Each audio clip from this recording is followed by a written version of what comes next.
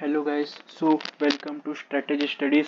आज हम देखेंगे DSA, data structure and algorithm subject का storage representation using adjacency matrix.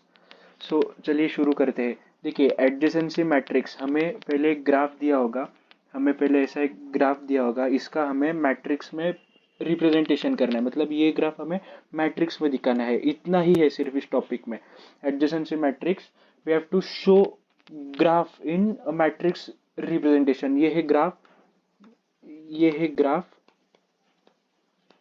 और ये है उसका मैट्रिक्स में रिप्रेजेंटेशन।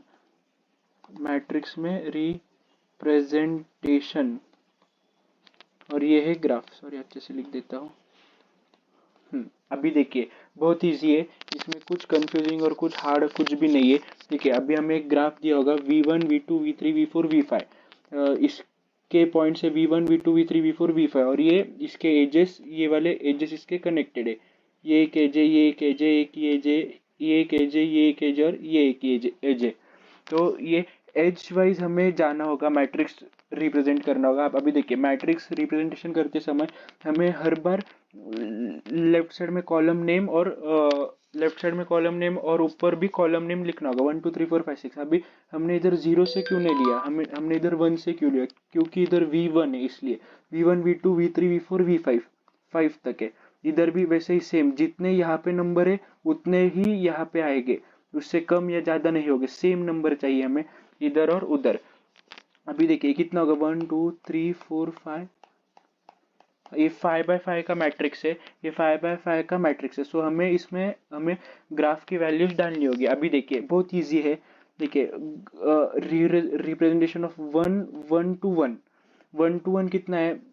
V1 रिपीट हो रहा है क्या V1 से? नहीं, इसलिए हमें 0 लिखना होगा। अगर बाय चांस अगर ऐसा होता, ऐसा सिंबल होता तो इधर 1 आता, लेकिन ऐसा सिंबल है ही नहीं, इसलिए इधर 1 नहीं आएगा, इधर 0 आएगा, क्योंकि V1 एक ही बार रिपीट हुआ है। अगर जो 2 बार रिपीट होते तब हमें इधर 1 लिखना होता है। अभी V1, बाय चांस V1 में ऐसा होता, V1 टू V1 होता, कोई भी लाइन V1 टू V1 होती तो इधर 1 आता, लेकिन V1 का एज ही नहीं है ना कोई जो V1 को रिपीट कर रहा है फिर से, इसलिए इधर 0 आएगा। 0 आएगा। अभी देखिए, V1 टू V2 एक एज है, सो इधर एक सिंगल एज आ गया, 1 आ गया इधर।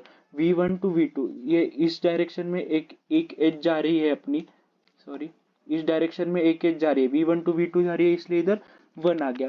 ओके, 1 एज है इसलिए। अभी देखिए वैसे ही V1 हमें पहले इस रिप्रेजेंटेशन का देखना होगा, V1 से सारे को कनेक्ट करना होगा। ठीक है, V1 टू V2 एक है, V1 टू V3, हाँ V1 टू V3 भी एक है, इसलिए इधर 1 आ गया। ओके, इसलिए 1 आ गया। अभी V1 टू V4 कनेक्शन है क्या? V1 V4 को ज्वाइन कर रहा है क्या? अगर ऐसा होता, बाय चांस ऐसा होता तो 1 आता, लेकिन ऐसा है ही नहीं ना, इस ग्राफ में दिया ही नहीं है V1 V4 को कनेक्ट कर रहा है, इसलिए इधर 0 आएगा। बराबर। अभी V1 टू V5 भी कनेक्शन है नहीं है, कनेक्शन है, इसलिए उधर 0 आ गया। अगर V1 टू V5 कनेक्शन होता, ऐसा अगर कुछ कनेक्शन होता तो उधर 1 आता, लेकिन ऐसा कोई कनेक्शन है ही नहीं, इसलिए उधर 0 आ गया। मैं अभी क्लियर कर देता हूँ डायग्राम। हाँ, ओके, ये हो गया। V1 का कंप्लीट हो गया। अभी हमें V2 का देखना होगा, V2। ओके, देखिए V2 इधर है। V2 टू V1 एक एज जा रही है, ये एज, तो ये 1 आ गया इधर। V2 टू V1 हमें जिसको कंपेयर करना है वो इस वाले कॉलम में देखना होगा, जिसको कंपेयर करो, जिसके साथ हमें कंपेयर करना है वो हमें इस वाले कॉलम में देखना होगा। अभी देखिए, हम सबसे पहले V2 को कंपेयर कर रहे हैं। V2 को हमें V1 V2 V3 V4 V5 से कंपेयर करना होगा। हाँ, सो देखिए, अभी V2 टू V1 एक एज जा रहा है, इसलिए इधर 1 आ गया। V2 टू V2 कोई है क्या एज? नहीं है। अगर बाय चांस ऐसा होता, ऐसा सिंबल होता या ऐसा एज रिप्रेजेंट करता होता जो V2 को ही फिर से रिपीट हो रहा है, तो उधर 1 आता, लेकिन ऐसा कोई भी नहीं है हमारे इस डायग्राम में, सो उधर 0 आएगा। फिर V2 टू V3 भी नहीं है, कुछ भी नहीं है, तो भी 0 आएगा। अगर ऐसा होता बाय चांस तो 1 आता, लेकिन ऐसा नहीं है, इसलिए 0 आ गया। V2 टू V3 कोई डायरेक्ट कनेक्शन है जो V2 और V3 को कनेक्ट कर रहा है, दोनों को ही सिर्फ कनेक्ट कर रहा है, ऐसा कोई कनेक्शन नहीं है, इसलिए उधर 0 आएगा। V2 टू V4 1 आएगा, 1 आ गया। V2 टू V5 0 आएगा, क्योंकि डायरेक्ट कनेक्शन नहीं है। ओके, V2 का हो गया। अभी हम V3 का देखते हैं। V3 टू V1 1 आएगा, V3 टू V2 0 आएगा क्योंकि डायरेक्ट कनेक्शन है, V3 टू V4 एक कनेक्शन इसलिए 1 आएगा। फिर V3 टू V5 1 आएगा। ओके, V3 टू V3 तो 0 ही आएगा क्योंकि डायरेक्ट दोनों का कनेक्शन है ही नहीं, दो एज है ही नहीं। ठीक है, ये हो गया। V4 का भी same, V4 to V1 0, V2 V2 1 आएगा, V2 1 आएगा, V3 1 आएगा, V4 0 आएगा क्योंकि उसके साथ जो उसको मैच ही नहीं कर रहा उसके साथ एज है ही नहीं कनेक्टेड V4 टू V4, इसलिए 0 आएगा। V4 टू V5 1 आएगा, 1 आ गया। ओके, अभी देखिए V5 टू V1 0 है, V5 टू V2 0 है, V5 टू V4 1 है, V5 टू V3 सॉरी बीच में रह गया सॉरी 1 है, और V5 टू V5 0 है।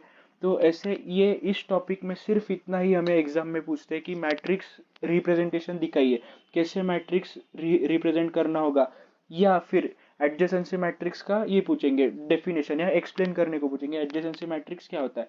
तो हम इजीली बता सकते हैं एडजेसेंसी मैट्रिक्स क्या होता है। Adjacency matrix is representation of graph in and matrix showcase, मतलब ग्राफ का हमें मैट्रिक्स में रिप्रेजेंटेशन करना होगा। अभी देखिए कभी कभी क्या होता है, ये क्यों यूज करते हैं, क्योंकि सी लैंग्वेज या कौन से भी डेटा स्ट्रक्चर लैंग्वेज में हम डायरेक्ट ग्राफ नहीं शोकेस कर सकते, मतलब डिस्प्ले नहीं कर सकते हैं, इसलिए हमें वो मैट्रिक्स में दिखाना होता है। इसलिए ही एडजेसेंसी मैट्रिक्स यूज करते हैं, क्योंकि वो यूआई बेस्ड लैंग्वेज है ही नहीं, वो हमें सब अरेज स्ट्रक्चर्स में स्टोर करना होता है, इसलिए हमें ग्राफ को हमेशा मैट्रिक्स रिप्रेजेंटेशन में स्टोर करना होता है डीएसए सब्जेक्ट में। आगे भी फ्यूचर में कभी भी आपको ग्राफ दिया होगा, हमें हर बार कंपल्सरीली मैट्रिक्स में रिप्रेजेंट करना होगा या अरे में रिप्रेजेंट करना होगा। अरे भी एसोसिएटिव अरे, उसमें अरे में, उस टाइप ऑफ अरे में वो वो वो इजी है, ऐसा कुछ नहीं। अभी ये नॉन वेटेड था, नॉन वेटेड मतलब क्या, जो एजेस है ना, एजेस में कोई वेट नहीं, मतलब इधर 10 20 ऐसा कुछ भी लिखा नहीं, नॉर्मल एजेस है,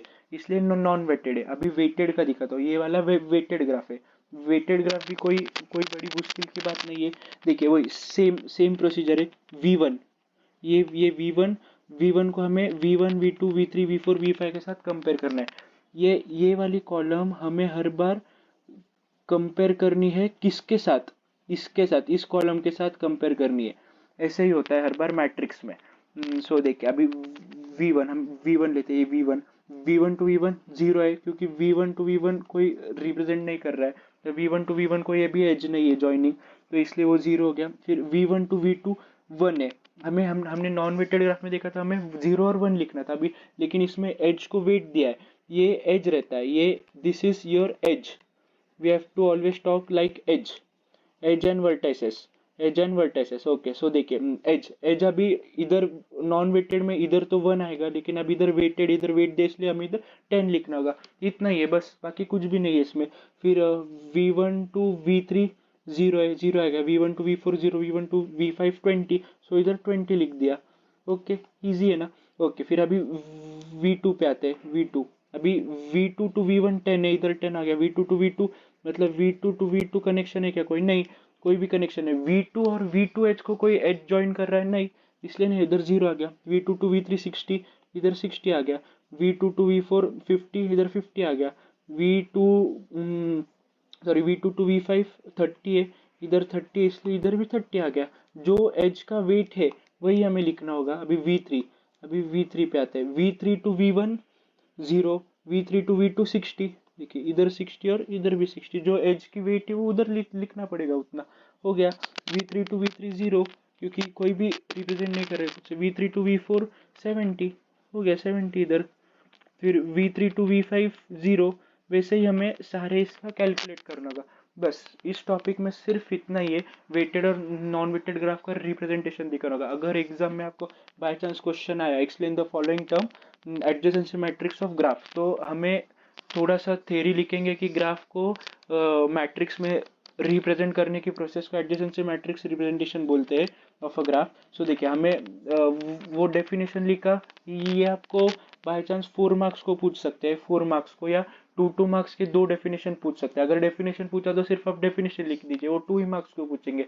या एग्जाम या पूछा आपको explain adjacency matrix with example, वो आपको 4 मार्क्स को पूछेंगे एक ही क्वेश्चन, तो आप उसमें डेफिनेशन लिख सकते हैं, फिर ग्राफ ड्रॉ कर सकते हैं, फिर ग्राफ ड्रॉ करके उसको मैट्रिक्स में रिप्रेजेंट कर सकते हैं। हो गया, आपको इधर 4 मार्क्स आराम से मिल गए। वेटेड और non weighted, weighted non weighted निकालना आपके ऊपर है। दोनों भी निकाल सकते हो, कुछ ऐसी कोई बड़ी प्रॉब्लम नहीं है। बस हो गया, इतना ही है एडजेसेंसी मैट्रिक्स में, बस इतना ही है, खत्म हो गया। तो चलो गाइस, थैंक यू। अगर कोई डाउट कुछ होगा तो प्लीज़ कमेंट में डालिए, और मेरे मेरे वीडियोस को अपडेट रखने के लिए प्लीज़ बेल आइकॉन पे क्लिक कीजिए, लाइक कीजिए, शेयर कीजिए और सब्सक्राइब कीजिए, और प्लीज़ सपोर्ट कीजिए मुझे, तो मैं और अच्छे से पढ़ा पाऊँगा। और अगर कुछ मेरी टीचिंग टेक्निक कुछ पसंद नहीं आई होगी या कुछ चेंजेस करवाने होंगे तो प्लीज़ कमेंट में डालिए, मुझे मेल भी कर सकते हो। Thank you and all the best for your exams. Bye.